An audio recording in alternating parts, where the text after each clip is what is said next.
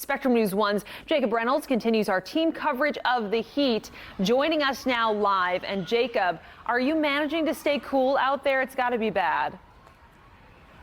I wish, but it is a very warm Monday to the start of what is expected to be a very warm week. And families in Mecklenburg County, like you can see behind me, are doing their best to beat the heat, and that's by getting in the water.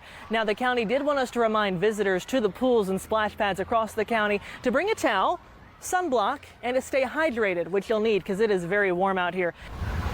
And there's good news for that too. CATS will provide free transportation to those cooling centers through Wednesday, and that includes the splash pads and pools. Back to you, Brittany, in what I hope is a much cooler studio.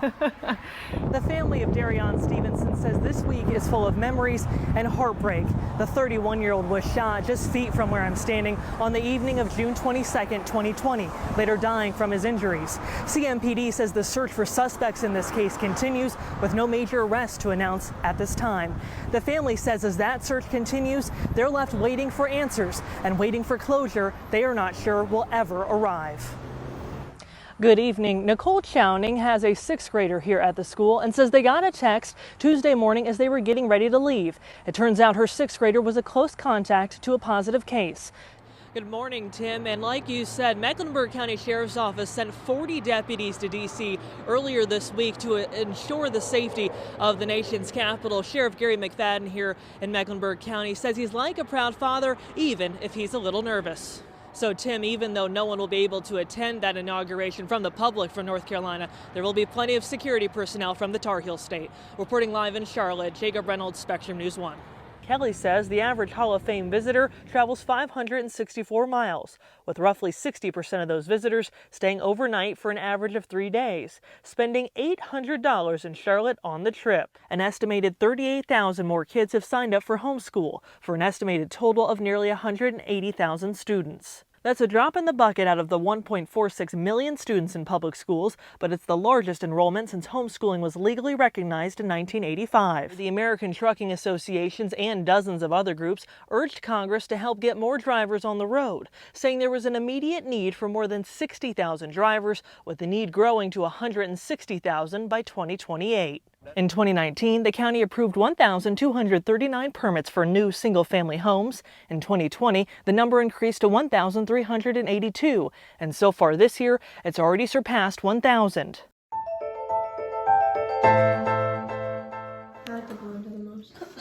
Amanda Dumas is like a lot of other moms. She really enjoys a family dinner to end each day. But with the everything bagel seasoning, it was actually good. She likes sitting around the table and hearing updates from her husband and two sons, but a lot has changed around this dinner table over the years. Well, I'm a proud parent of two children, a 13-year-old cisgender, assumed heterosexual young man, and a 10-year-old a trans boy. Dumas says their 10-year-old son started voicing who he was at age 2 and pushing back on gender norms. I liked dressing him up in dresses, and so around the age of 3 or 4, he started pushing back on that, and then he asked to be called a different name, and we said no. It was not easy, but eventually Dumas and her husband accepted what their son was telling them because they wanted to be supportive parents. She says a buzz cut at age 5 opened the door to affirming who he was. That really ended up being like the catalyst to him really embracing who he was and us really deciding this is better off. Immediately, she says he became happier, and that happiness is now reflected at the dinner table each night. When you let them pick their clothes and go by the right names and use their pronouns, that they flourish and they smile. And the smile and her family mean the world to her. They're their own person, and let them be who they are, and that really helped us. While state political leaders said 3 proposed bills, which would have blocked some transgender young people from playing sports and would have impacted access to health care, will not get a vote this year, Dumas says the debate alone can be traumatic for young people like her son. I don't understand how and why our government is inserting themselves into these conversations with our doctors, with our counselors, with our therapists. And she's worried children across the state could become depressed, resort to self-harm, and even suicide if these topics are used as political debates. We will lose, if it's not my child, which gosh, I can't even imagine it, but if it's not my child, we will lose some. Just because there are people talking about it. Just let them live. Just let them live. She's a mom fighting for her future family dinners here in North Carolina.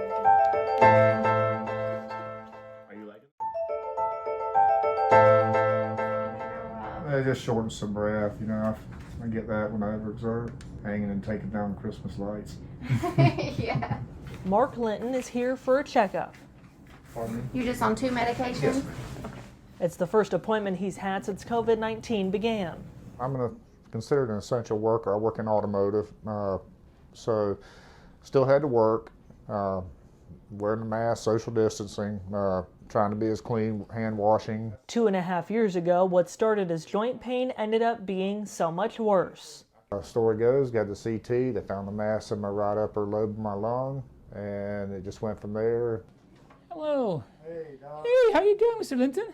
After losing part of his lung and rounds of chemo, Linton's been through the ringer. All right, so let me examine you. Just listen to your lungs if you don't mind. Now, imagine fighting COVID and cancer at the same time. Deep breath. I don't know, just like you're on your last thread in life, and but luckily miracles happen. COVID was a scary diagnosis. You know, is this what's going to take me out? You know, I've survived lung cancer, and then this little virus is going to take me out. You know, and that was a big concern. Linton beat COVID after 10 days of symptoms and is currently cancer-free. His appointment at oncology specialist of Charlotte was the first time he's seen Dr. Shahadi in 8 months. Just one of the changes COVID has had on cancer care. It has been challenging on patients because cancer patients, they always need the safety net from family. And, you know, usually when the patient seen for cancer in the clinic, usually they bring like 3-4 family members, and since the COVID, you know, it has been limited to one person and sometimes the patient alone.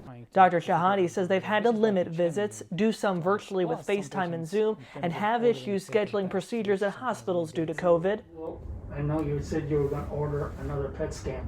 Across the hall, Paul Hess is another patient in a fight against cancer and COVID. I'm hoping they'll get under 3,000, and we'll see. I'd like to see 2,800. And his wife of 52 years says she can't imagine the patients fighting alone due to restrictions. Dr. Justin Favero says the practice had to stop allowing visitors while patients got chemo treatments, and the impact on treatment can be very real. And it's very crucial to know exactly how they're feeling. Are they taking their medicines? Are they not taking their medicines? And what the side effects of the chemotherapy are. And so if I don't get that full picture with both husband and spouse, that really can actually impair my treatment decisions. Both doctors say they and their office staff are in the process of receiving COVID vaccines and hope priority patients like theirs could be by March. In the meantime, they'll march ahead in a war on 2 fronts against cancer and COVID.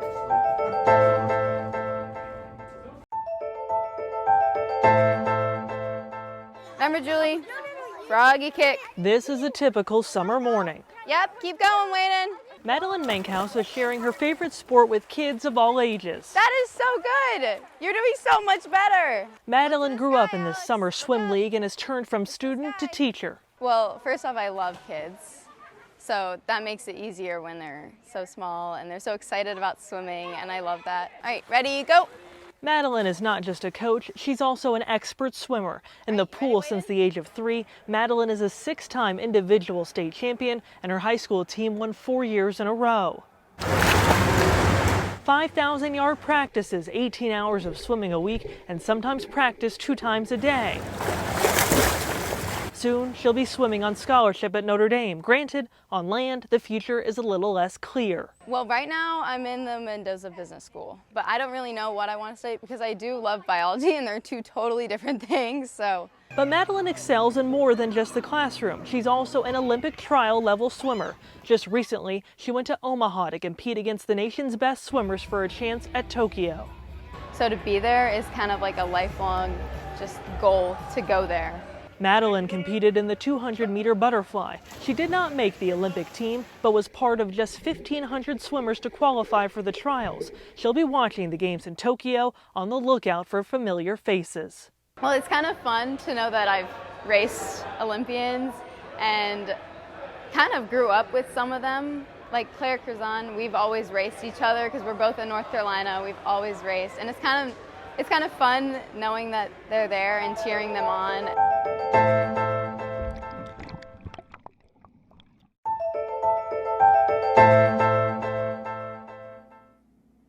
Christian Espinoza is hard at work trying to earn his real estate license. I'm from California, actually. I'm actually the only one of my family who's out here. He also happens to be a huge NASCAR fan. I've been a NASCAR fan since I was 4 years old. My grandpa gave me a die cast out of nowhere. And he still has it. Because I've had that, since '01, I think? NASCAR is actually what started his engine to move across the country to Charlotte.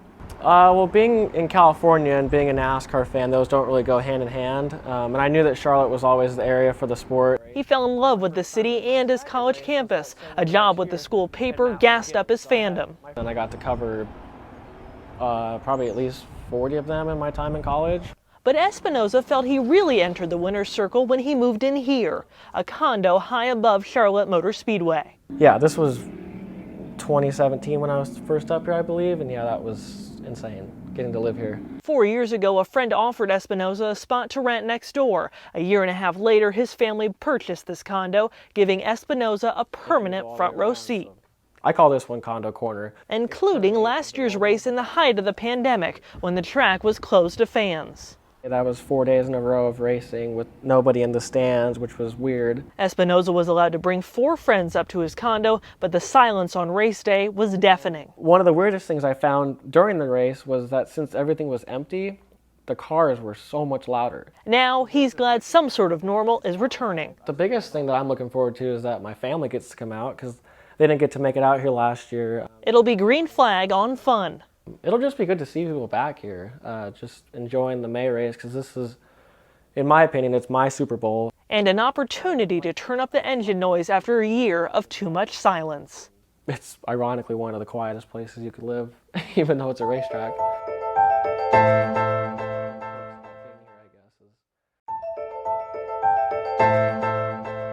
And it's his own medication we used, right?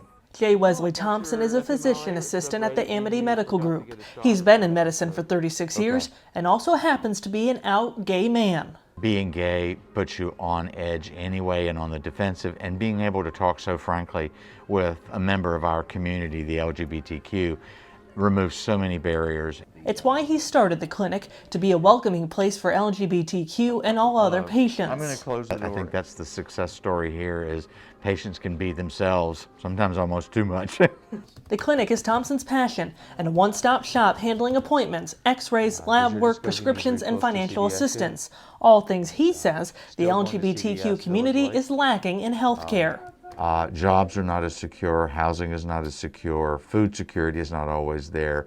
Meaning it's difficult to keep a regular doctor and routine. Any of these social determinants can interfere with one's ability to acquire health care and to maintain health care. Leading to the current problem healthcare experts are noticing around the country. In a recent study, the CDC determined LGBTQ people experience a convergence of distinct social, economic, and environmental disadvantages. The study also says LGBTQ people are more prone to underlying health conditions like asthma and heart disease, which can make COVID a more serious illness. There were challenges before COVID came along. COVID just multiplied exponentially the challenges for the LGBTQ population. Couple wide for me. It's why Chris Wingard went searching for a new doctor. And within the first couple times I came, he made me feel so comfortable. He knew the right questions to ask. And nearly 4 decades later, as long as people like Chris keep coming to his clinic, he'll keep welcoming them in. It's a sense of humbleness and gratitude that I get to serve. Because that's the whole reason I went into medicine, was I wanted to help and serve, and I found my niche.